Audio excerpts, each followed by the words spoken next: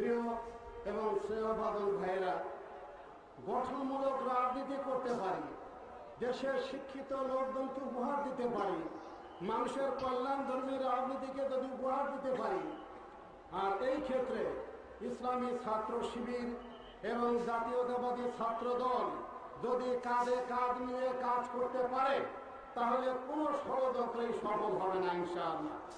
যারা ষড়যন্ত্র করে ওইটা ওদের ধর্ম, কারণ ষড়যন্ত্রের মধ্যেই তাদের ধর্ম।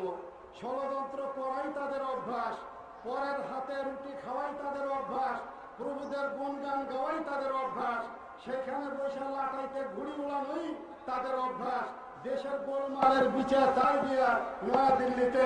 সুতরাং তাদের ষড়যন্ত্র সফল হবার নয়। তাই তারা এখন ষড়যন্ত্র শুরু করছে। যুবক সংগঠন, কিশোরদের সংগঠন, ইসলামী ছাত্র শিবির এবং ছাত্র দলের মধ্যে যদি তারা গোলমাল লাগাইয়ে দিতে পারে, তাহলে পরে তাদের ষড়যন্ত্র সফল হবে। আজ আমি আজিজুল বাড়ি হেলাল স্নেহবাদন ছোট ভাইয়ের বক্তব্য শুনে আশান্বিত হয়েছি যে ছাত্র শিবির এবং ছাত্র দল কোনো ক্রমেই এই ঐক্যকে বিনষ্ট হতে দিবে না। বিগত 27 বছরে